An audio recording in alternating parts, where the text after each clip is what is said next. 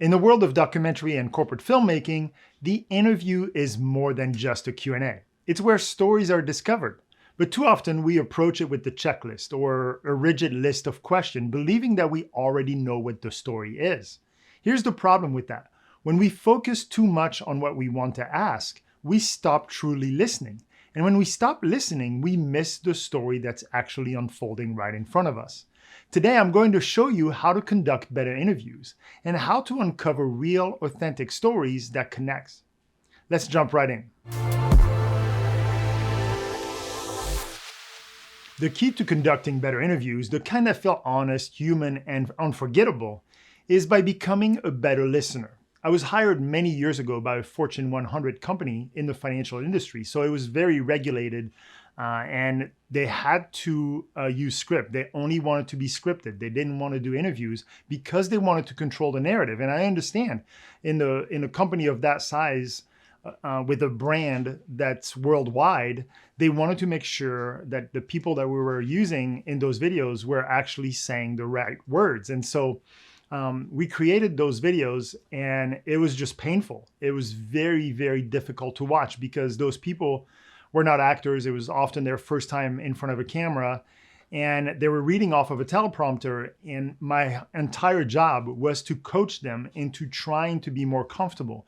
The problem when using a teleprompter is you stop moving because you're just reading. So your brain is shutting off any kind of facial movement, any kind of facial expression, and you have to force that. Like right now, I'm reading off of a teleprompter, but I have to consciously move my hands in order for everything to move in a natural way. And so that was my entire job, was to try to coach people through the delivery of those scripts. And some did much better than others. But at the end of the day, you end up with a content that's very sterile, cold, and is just not great. And what happened is we did this for probably about 3 years. And eventually what happened is one of the participants said, and he was not the first one, but in that occasion, he said, "Man, I wish I could just have a conversation with you." And we continued to go through the script. And at the end, when we were done, I said, "You know what, let's just do that. Let's just, you and I have a conversation." And so I walked away with both versions, the scripted version and then the interview version. And I edited both pieces, and I showed my client both pieces.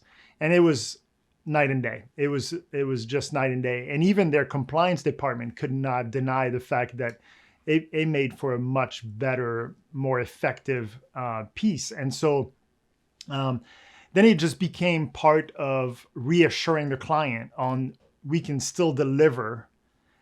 You can trust the process of us capturing the right content. And you can trust the fact there is still a post-production process where you can still control the content of telling me that's not okay, we cannot use this soundbite. And so we moved away completely from scripted at that time, and we haven't looked back. I've serviced that clients for the last 15 years, and really only the first 3 years were scripted, and after that we moved on, and we've been doing interviews only.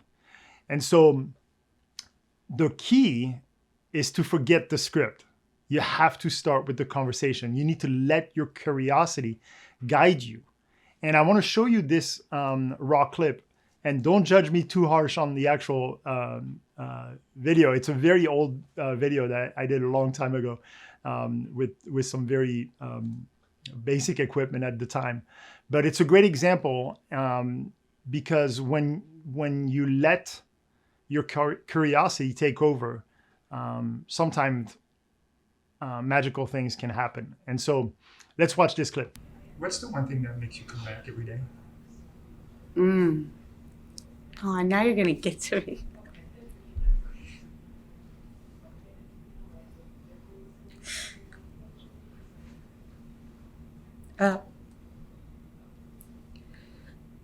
When I was small, I spent a lot of time with my grandfather. And he was doing all that recycling and all that great stuff before it was popular, before global warming or whatever you want to call it. And one day I asked him, I said, Grandpa, what do you think is the greatest wasted resource? And he said, the human. And he said, don't ever waste a human. So every day, I get to drive down Lake Michigan and come here, and I know I'm a good person because I get to help. And there's a sense of really great pride that's humble when you do that.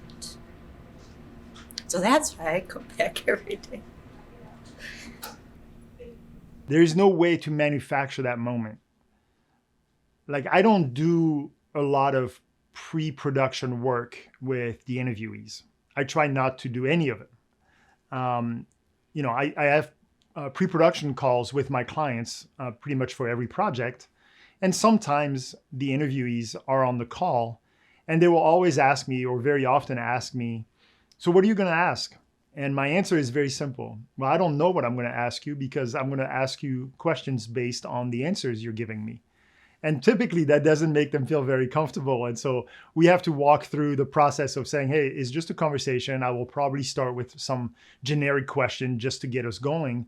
But really, I'm just interested in learning about you, what you're doing, and whatever project we're working on.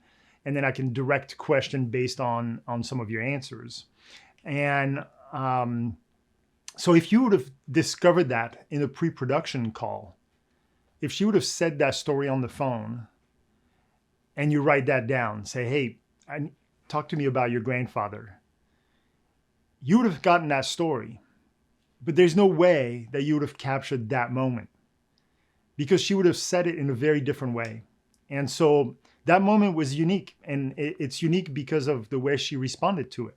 And she allowed herself to be engulfed in those emotions that she had. And so my job really is to create an environment where the person feels comfortable enough to allow himself or herself to get to the place that we just saw. The process starts the moment I walk into the location. And that means my first interaction, me introducing myself when I walked through the door. And the handshake and walking through the location to find where exactly I want to shoot the interview. Already there, I'm on the lookout, and I'm trying to set a tone based on my confidence and my empathy, to let the client know that I'm here to portray them in the best possible light, and that I have them, that I'm going to protect them. And they need to feel confident in my ability to do the job. And I feel like I'm able to verbalize my expertise in a way that's not arrogant or demeaning. And I also feel like I'm a friendly, accessible person, and I try to show that as much as possible in those first few moments so that they have a full trust in the process. They can literally say, I'm not the expert, you're the expert, go do what you do. It also goes into the actual setup of the room for the interview. And again, a lot of what I do has protection in mind. Now, obviously, I want to get the best possible looking shots, right? And so I'm going to find the best angle. I'm going to try to set up my lights the best way possible to make them look as good as possible. But I also have to think through them being comfortable. And so, for example, if I'm conducting an interview in a conference room that's has windows into the lobby, for example, or glass into the lobby, I'm going to face them with either their back towards the lobby, which means now I'm shooting towards the lobby, or I'm going to face them. They're going to face the lobby, but I'm going to block the view, right? I'm going to either put an egg there or they have blinds so that if people walk by, they don't feel more vulnerable than they already feel, because being interviewed is already vulnerable. especially by a stranger, right? Like they're in front of a camera, they've never done this before. There's this stranger guy asking me a question. And on top of that, now there's traffic in the hallway or in the lobby. So all those things, I try to keep that in mind as far as where I'm going to set up so that they feel like this is a safe place. When they're sitting in the chair, I try to give them as little instruction as possible because I don't want them to feel the need to perform or the fact that don't do this, do that. Like, no, it's just a conversation. Like you wouldn't do that with your buddy having a conversation. Like, hey, do it this way. Make sure you say that. Don't say this, right? So I try not to do that.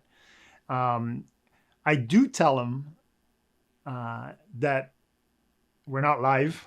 That if they want to, answer the question again, it's not a problem. And I also say, and if I ask you a dumb question, just let me know that it's a dumb question and we'll move on. To me, it's a very important statement, and the wording is important. And because it lets them know that I'm also in a position where I will probably screw up. I will probably make some mistakes. You are more qualified than me to answer those questions. You know what we're talking about better than I do, right?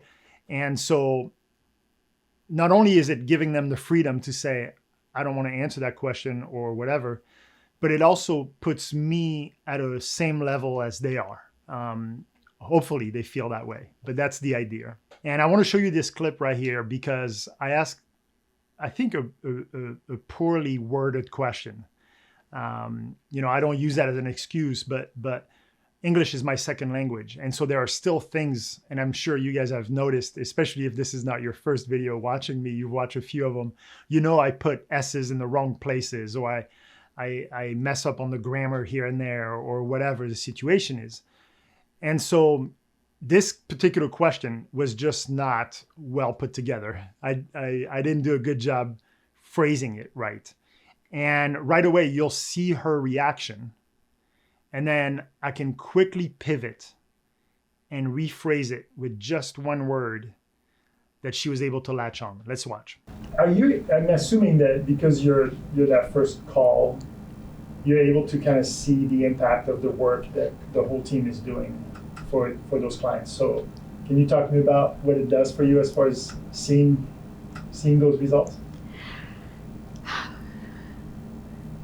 It's got to be rewarding, right? To see you guys are doing all this work and then you get to communicate some of those things. It's really rewarding when we bring a new client onto the team. And so see how she responded and grabbed onto the word rewarding and then was able to then deliver her answer. And so it's important that we are attentive to their reaction physically. And it's also important that we pay attention to our body language because we have a real opportunity to encourage and protect people when they're talking to us. So again, most of the time I'm doing off-camera interviews where they're looking at me instead of looking at the camera. And I try to amplify my reactions to let them know that they're doing a good job, right? So I'm going to put on big smile. I'm going to nod my head to say, yes, this is good, right? Those type of things, always keeping eye contact. And that's why I also don't use a list of questions because looking down would be very distracting for the person talking to me and also a lack of respect. Like you're not actually listening to me. You're more concerned about where we're at on this process versus actually what I'm saying. I don't ever ask my interviewees to rephrase the question into their answer. And I know that a lot of producers do that. A lot of people do that. But to me, I have countless and countless examples of people where you physically see their face change after you ask the question because they're trying to process, okay, how am I going to rephrase what he just told me before they can even think about their answer. So at that point, the moment is gone too. And so for me, the way I look at it is if I'm a good editor, if I'm good at my job in post-production, I should have no problem taking their answers and build a narrative that still gives me context of what we're talking about. I want to show you this other example. This is a project for a financial service company, so it's a very, pretty dry topic to begin with.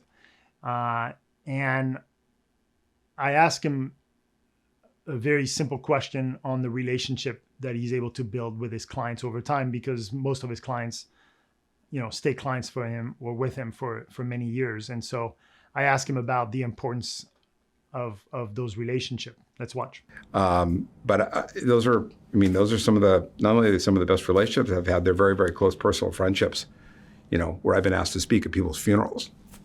So it's meaningful. Yeah. Did you ever thought getting into this business that you would get to that level of relationship with your clients? I'm a relationship guy. That's why I got so many friends in this business and out of the business. So it's one of the things I like the most about the business besides the investment side. So that was unexpected too. And I think it was somewhat unexpected on his end. And I could see right away that was not his intent. And it's not the objective of that particular video. And the reality is I'm never hunting for to make people cry on camera. Like, that's never the goal, right? Like, the goal is not to force one emotion or another. The goal is to generate an environment and a conversation that allows them to express themselves however they want to express themselves. And I think in that particular example, I could see discomfort from him in the fact that he did that, because it didn't quite fit what we were trying to achieve. And so there is a responsibility that I have when people are vulnerable to that level, and that's to protect the emotion, protect that moment, protect them. And in some instances, like with the physical therapist that we watched earlier, then it's appropriate, right? To continue and ask follow-up question on that topic. For that particular project, I didn't feel that it would add even more to the story for me to continue in that line of questioning. And I could also tell that that's not where he wanted to go. And so it was important that right away I switched to a more generic question, just to let him know, hey, I got you. I got you. Let's recover. Let's go into this more generic topic, just to give you a minute to catch yourself. Okay. And sometimes, like I think with the physical therapist, we actually cut the camera for a second, just so that she can literally, like, I don't remember if she went to the bathroom and recompose herself or whatever she needed to do. And so sometimes that's needed if really the emotion was pretty high and now we need to somehow transition to something, and like her nose is running, whatever the situation is. But for the most part, I don't. But sometimes I do allow them a minute, and I can do that in a couple ways.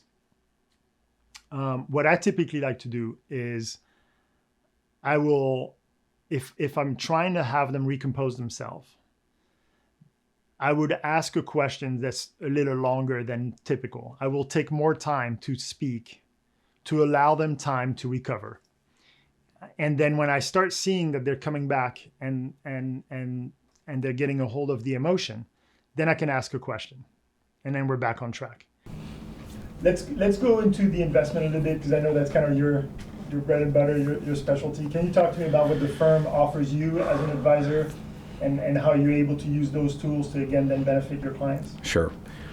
Now, when I end an interview, I always end the same way, by asking them, is there something I haven't asked you that you think is important? And that's an important question too, because now, not only am I opening myself up to discover more information, another side of the story that maybe I didn't think about. If they don't give you new information, a lot of times they would kind of recap the entire conversation in like a really nice packaged soundbite. So listening is the most important part of interviewing someone. And I know that it's hard. It's difficult to be fully engaged in the conversation where you're really listening to what they're saying when you have all those other things in your mind as far as, is the lighting okay? Is the sound okay? Are we getting the content that we need for the project? And it could be very stressful, especially when the clients are there or there's a bunch of people in the room.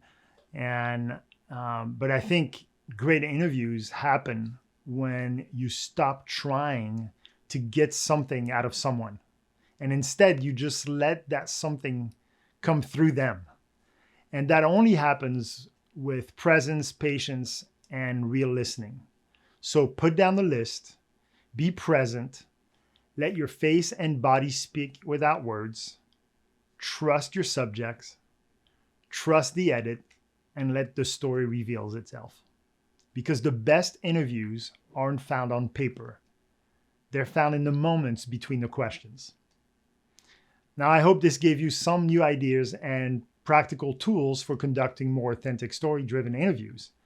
If you found this helpful, well, I'm excited to share that my first ebook called The Art of Interviewing for Film is now available for pre-sale and will officially launch Friday, April 11th on Amazon.